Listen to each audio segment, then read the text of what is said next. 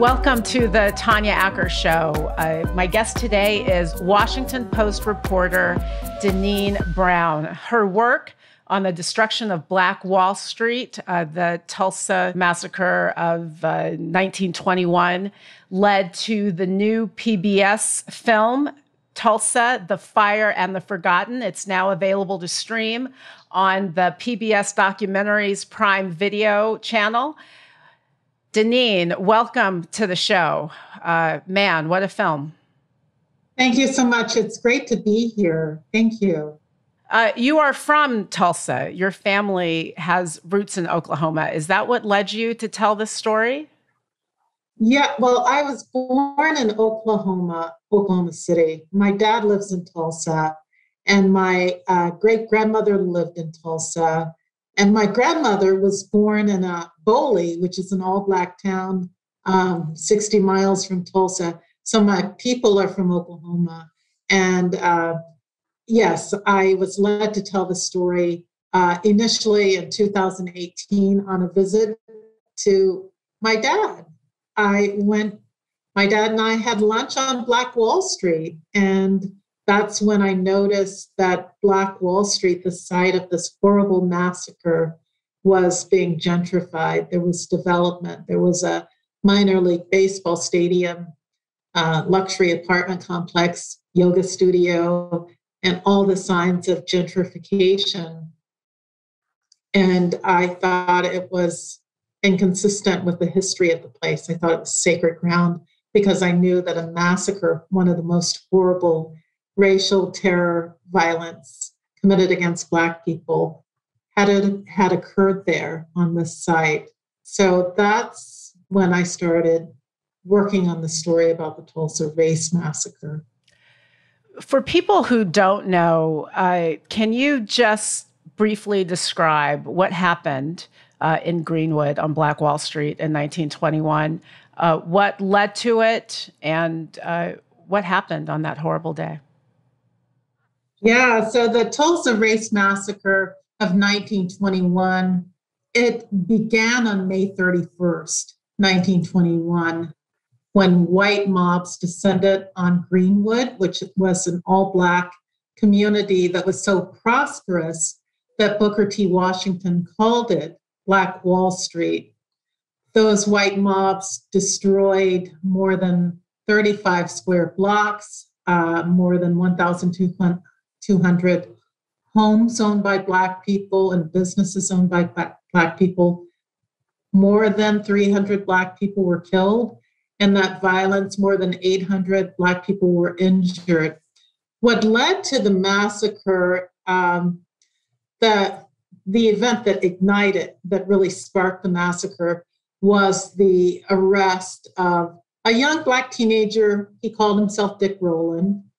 He was a shoe shiner, worked in downtown Tulsa, shining shoes during a time when oil was booming. Tulsa was considered the oil capital of the world. So Dick Rowland was shining shoes downtown one afternoon on May 30th, 1921. As you know, and your listeners know, in 1921, most cities in the United States were segregated by race. Dick Rowland went to use the restroom in the Drexel building, which was the only building in downtown Tulsa that allowed Black people to use public facilities. He got on an elevator with a young white elevator operator named Sarah Page. When the doors opened from like the first floor to the third floor, Sarah Page shrieked when the doors opened and Dick Rowland ran. Some historians and family members believe that Dick Rowland and Sarah Page were in love, but it's unclear what happened in the elevator. You know, he could have bumped into her, some historians said. He could have stepped on her foot, but he was accused of assault. And he was arrested and taken to the courthouse in downtown Tulsa.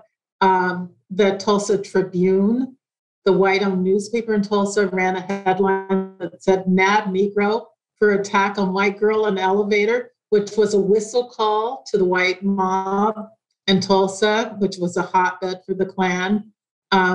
thousands of white people went to the courthouse demanding that Dick Rowland be released to them so that he could be lynched. And lynching was a reality. It was a harsh reality. The Black veterans who lived in Greenwood, this prosperous all-Black town, heard about the mob at the courthouse. They went to the courthouse. They were like, no, Dick Rowland will not be lynched, not on our watch. So there was a battle between these Black veterans and white members of the mob. A shot went off, and historians and witnesses said all hell broke loose. And that's when the mob descended on Greenwood. You mentioned, I think you described it as a whistle headline that said "Nab Black Negro." It's featured in the movie. And I actually rewound it because I wanted to make sure. I was like, did the headline say they nabbed or he was nabbed? It was actually a call to go get him. The headline was "Nab him." So hardly a subtle whistle. So the Black veterans were prepared to protect him from lynching. A white mob was on the loose.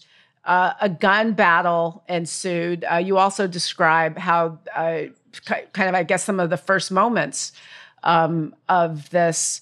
There was a Black man with a gun, and a white man said, "What are you going to do with that gun?" N-word. And then there was a struggle over the gun, and then things spiraled from there. That's exactly how witnesses and survivors described it. Yes.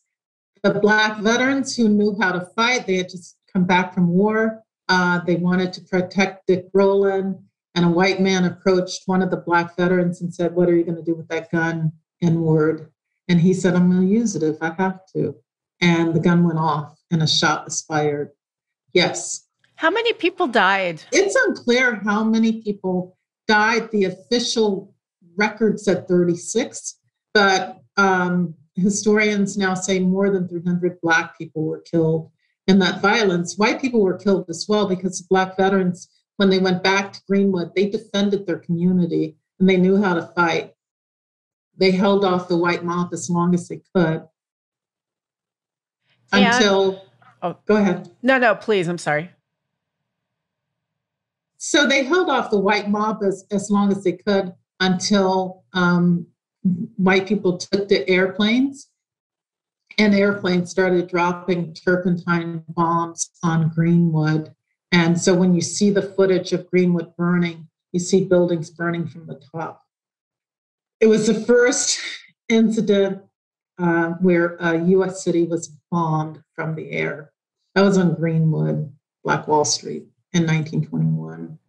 The first time an American city was bombed from the air, it was Black Wall Street being bombed by other Americans. Deneen Brown, Washington Post reporter. Her film is Tulsa, The Fire and the Forgotten. You can see it on PBS Documentaries Prime Video channel. Deneen, what has been the reaction to this film? And I'm going to give you some context for the question.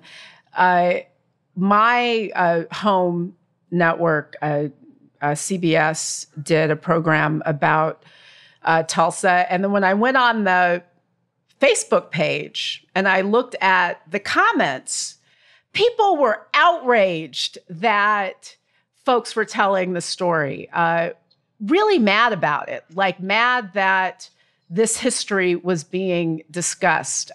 What's been the reaction to your film, Tulsa, The Fire and the Forgotten, available on PBS Documentaries Prime Video? What's been the reaction? Well, the reaction has been from a number of people that I know and that I've talked to.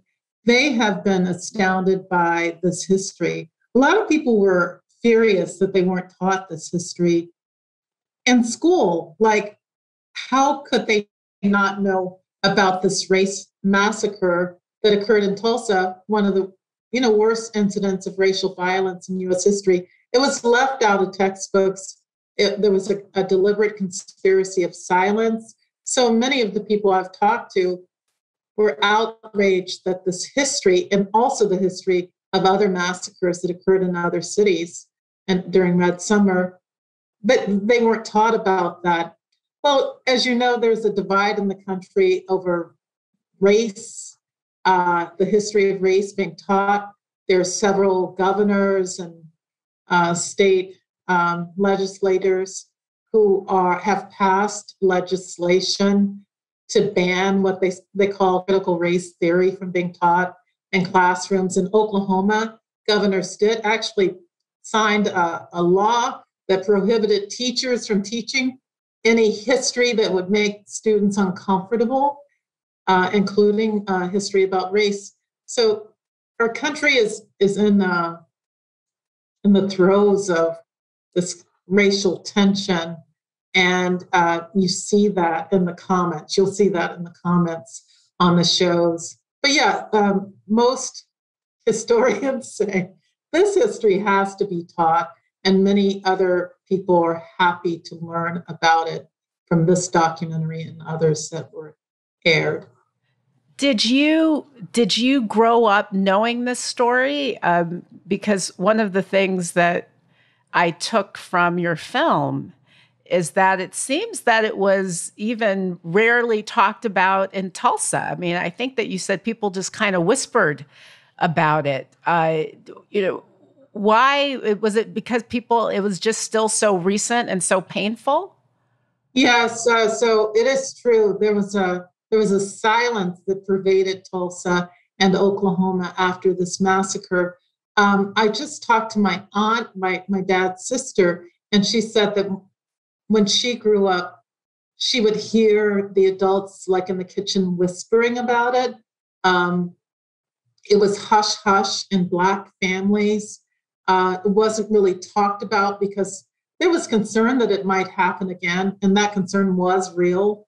It was rooted in reality. So Black people whispered about it for the most part, and white people. Well, you can see in the film that they took many of the white people who participated in the massacre, who shot and killed Black people on Black Wall Street. They took photos standing over the bodies of Black people. They turned those photos into postcards and sent them across the country. But weeks after the massacre, the city leaders and civic leaders decided that they needed to cover this up, that it was an embarrassment. And that's the word that they actually used. It was an embarrassment for the city. And for nearly 100 years, there was this silence. It was left out of textbooks. It was not talked about in the white community, whispered about in the Black community. Libraries, one of the curators at the University of Tulsa's library told me when he came to work there in the 1980s, he found that someone had taken a razor to the magazines, to periodicals that mentioned the Tulsa race riot, which is what they called it at the time, and tried to cut out all the articles mentioning it. So there was this deliberate conspiracy of silence, which left it unknown to many people. And what happened in Tulsa in 1921 wasn't something that took place in isolation. I mean, you talk in the film, there's discussion of Red Summer. Tell us briefly, Deneen, what was Red Summer? So Red Summer was a reign of terror that occurred in the summer of 1919. It was called Red Summer. It was coined Red Summer by James Weldon Johnson, who was an author, intellectual. He wrote with his brother, Lift Every Voice and Sing, the National Negro Anthem. He called this period of terror Red Summer. It was a time in which more than 25 Black communities and neighborhoods were destroyed by white mobs who killed Black people, looted, burned their homes. There was a massacre in Washington, D.C., Chicago, Omaha, Nebraska, and several cities across the country where white mobs terrorized Black people in their communities. I actually argue that Red Summer could be extended. Beginning in East St. Louis in 1917, there was a massacre in East St. Louis, Illinois, where white mobs pulled Black people off of streetcars and clubbed them to death in the street. That was in 1917. And then there's this reign of terror that pervades our communities and extends to Rosewood, which was a community, prosperous Black community in Florida that was destroyed in 1923. So yes, this reign of terror, I argue, extends from East St. Louis through Tulsa all the way to Rosewood. One scene in the film, your film, Tulsa, Fire in the Forgotten, that really was so hard to watch was you and one of the, I guess, the human rights investigators at the gravesite. And you wrote about this in the Washington Post. Again, I'll remind people that it was a lot of your work that gave rise to this digging and this investigation that people are doing. But you located what you believe to have been a mass grave of murdered Black people, unnamed, but just a mass burial site from victims from the massacre. What was it like? I mean, I can't imagine what it would feel like to sort of be in that space. And certainly you, a daughter of Oklahoma. How did it impact you personally doing all of this work? Wow, my heart is beating hard as you mentioned that. Yeah. So Tulsa, how did it impact me? I'm driven as a reporter. You're a journalist, and you know that we are shaped, we are molded to pursue the truth of the story. And we pursue the truth of the story. And most reporters kind of push our emotions aside as we write and we report and we talk to people and we consume information. But I have to say, because my family, my father's family is from Oklahoma, this story has impacted me in a personal way. It's almost like I feel this driving need to tell the story of the ancestors who died in the Tulsa race massacre, who were killed. And I often say that, like during this pandemic, I was, sitting in my home like most people, working from home, afraid to go to the grocery store, afraid to get my hair done, afraid to go out. And the minute I found out that Tulsa, the city of Tulsa, had announced that it was going to dig for this mass grave, that it would physically excavate for the first time in 100 years, looking for mass graves of Black people who were killed during this massacre, I hopped on the plane. I had to be there. I had to be on the ground. And I had to be there when they first started looking for these Black people. And my sources in Tulsa, many of them gathered at the fence of this cemetery, Oakland Cemetery. They cried, they prayed. Some of them tied Black ribbons to the fence. Some of them talked about how they felt like they were answering the cries of these Black people who were killed in this massacre. So it was a very moving experience as a reporter and just as a human.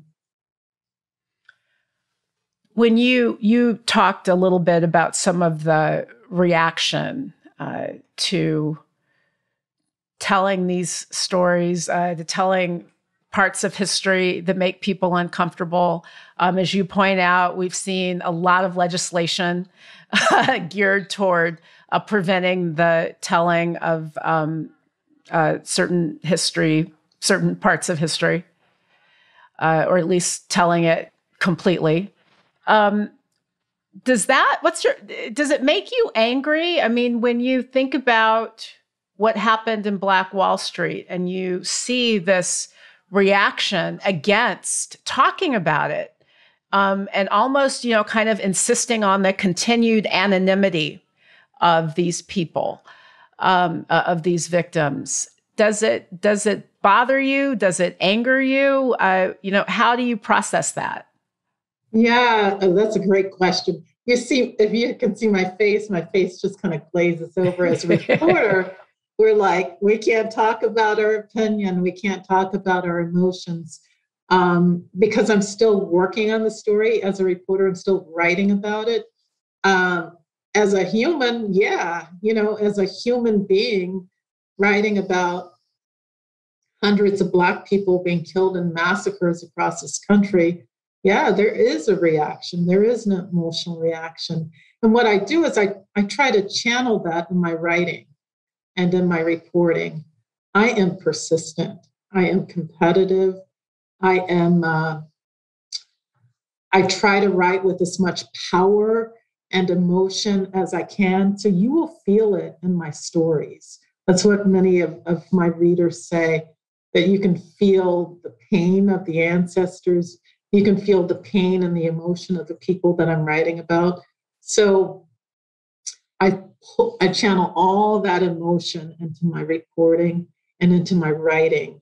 And I will, if news breaks in Tulsa, I'll get up in the middle of the night, I'll work until 2 a.m. I'll drive, hundreds of miles to get to the story. So that's how I channel my emotions here. It's to tell the story of people whose voices they tried to silence.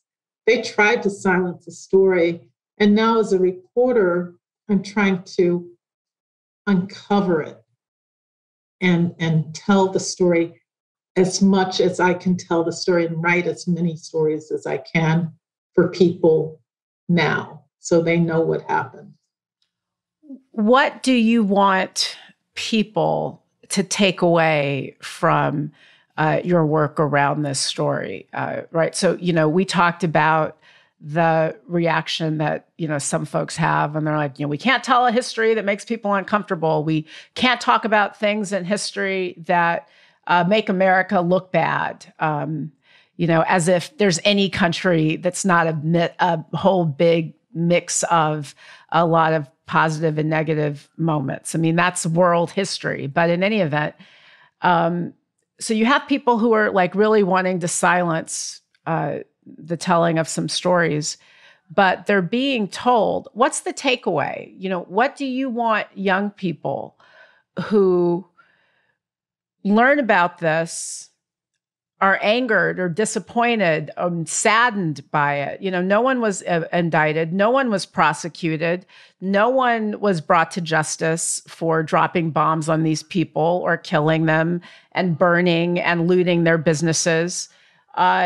Nothing happened, from that standpoint. It's a dark, dark moment in American history.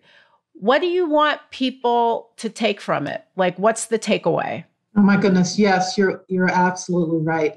It is a dark, dark, dark chapter in U.S. history that actually continues. It hasn't been closed. I think the people that I've talked to in my reporting, they want justice. Like, they want justice. And the people on the ground working on the Tulsa race massacre, they want reparations. They want atonement. They want people to know what happened. They're demanding justice. They say reparations means land and money. And they've drawn a line in the sand. They're not backing away from that demand for justice and for reparations. So as a writer, I'll continue to write that story and to pursue the truth, to uncover the truth, because as much as people try to cover up the truth or try to push history down into a black hole, or the truth will always find the light, right? It will always be uncovered. I mean, you can only cover it up for so long until it bursts through the surface. And that's what it seemed happened with this massacre. When they found this mass grave, it was unmarked. Nobody knew those graves were in that pit until they dug for them. So it was like, as I said, it was like the truth had been unleashed. when they dug, and they've found as many as 36 coffins in that mass grave. So the truth will be uncovered. And it just takes people who continue to fight for justice, who continue to write these stories. Everybody has a piece of work to do toward fighting for justice. And I, as a writer, I'll keep writing and I'll keep listening to the people who are on the ground fighting for justice and reparations and writing about it. The people who perpetrated these crimes are all dead. So the call for justice then is centered on reparations. There's an active movement in Tulsa to seek reparations for the descendants of the victims of this terror. Oh, yeah. So there is an active call for reparations from the city and the state. In fact, survivors, there are 3 known living survivors of this massacre. They filed a lawsuit against the city and state officials demanding reparations. The mayor of Tulsa has said that he doesn't believe that this current generation should pay for the atrocities committed by previous generations. So there's this battle in the city of Tulsa, not only in Tulsa, but across the country. There is a demand for reparations by descendants of enslaved Black people to pay for the injustice that was committed against people. Well, one of the things that was so fascinating about your movie, I learned a lot. Tulsa, the film, once again, Tulsa, The Fire and the Forgotten. Everyone, you must see this. It's on the PBS Documentaries Prime Video channel. I learned that part of the reason that Greenwood was so prosperous in the first instance was because it was founded by people who had previously been enslaved by Native Americans. And then when they were liberated by their Native Americans, their former enslavers, as reparations, gave them land. And so that land gave rise to Greenwood, which really became, the hub of a really strong Black economy in the region. It was one of the most prosperous Black cities, or I think Oklahoma had more prosperous, independent Black cities than anywhere else in America. Is that right? Did I get that statistic right? You're absolutely right. Oklahoma, as a territory, had the most all-Black towns, all Black communities than any other jurisdiction, any other state in the United States.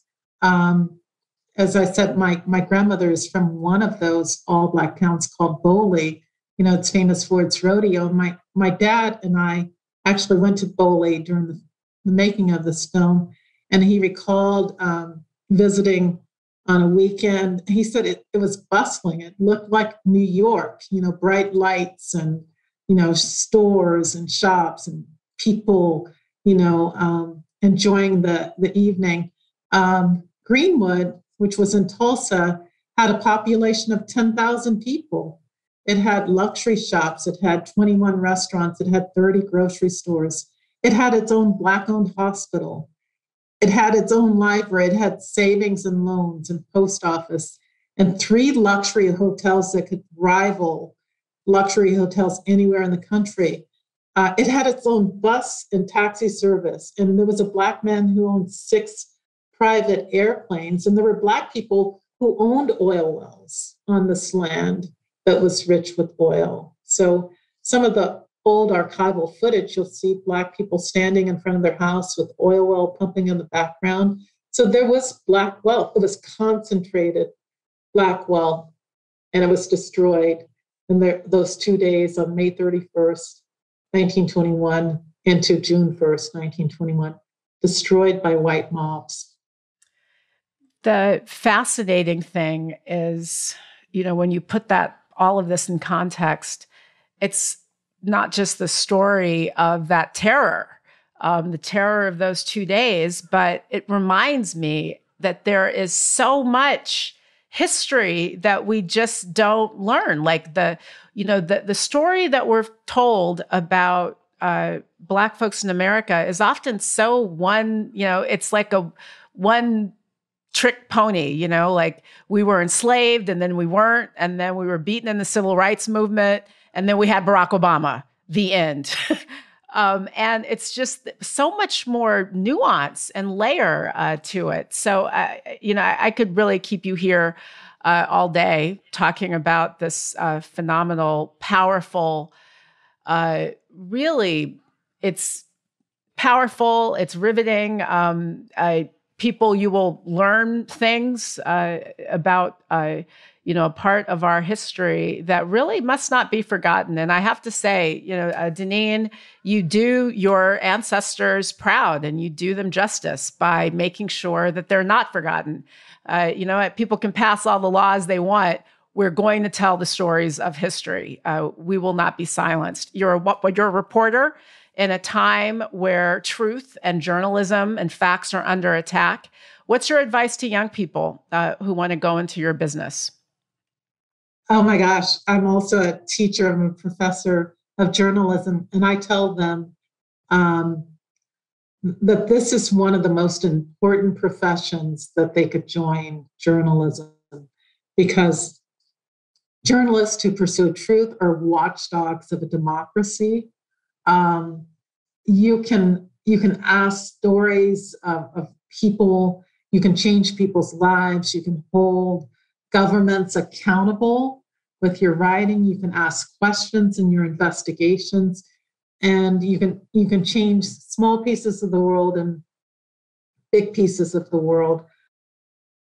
But I tell them to read as much as they can, to write as much as they can, to be confident in their writing and their reporting, and to make people accountable for atrocities. I often say that, I've been a reporter at the Washington Post for 35 years.